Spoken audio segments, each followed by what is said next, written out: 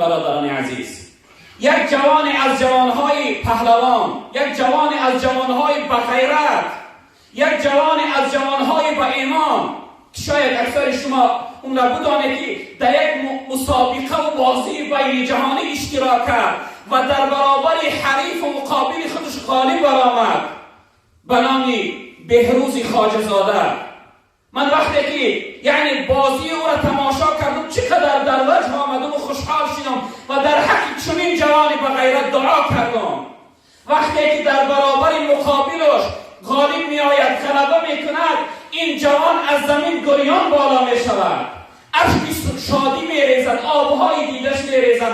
و چه خاطر گریه می کند برادری عزیز؟ آیا سوال که برای چی گریه می کند؟ به خاطر که ناموس و آبروی یک جامعه را برداشته است، یک ملت آبروش را بلند کرده است. این اشک شادی است برای او.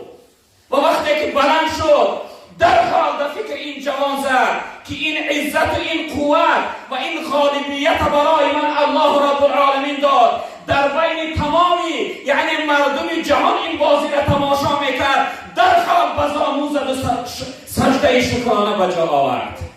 در بین تمام ملت، تمام مردم دنیا تماشا میکردند، در زمین بزانو زد و سجده شکرانه به جا آورد.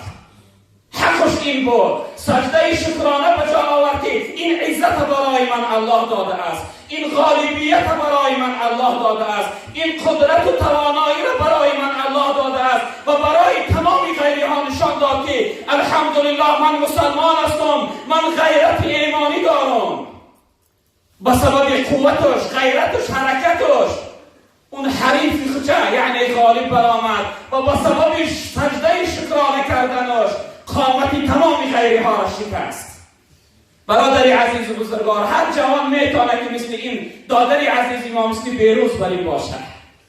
هر جوانی مسلمان میتونه که این چنین غیرت ایمانی و اسلامی نشان بده با یک سجده کردنش، با یک اخلاقی خوشش، با یک رفتار و کرداری خوبش.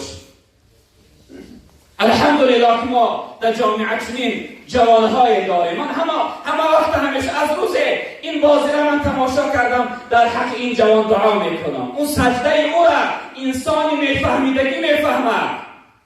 اون سجده خیلی معنای بزرگی داره.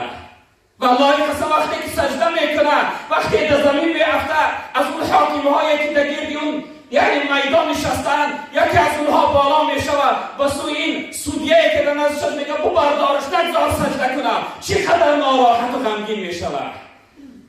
ببینه برادر، این سجده حرکتی هست که برای غیرها نشان میده که من غیرت ایمانی دارم، من مؤمن هستم، من مسلمان هستم. اما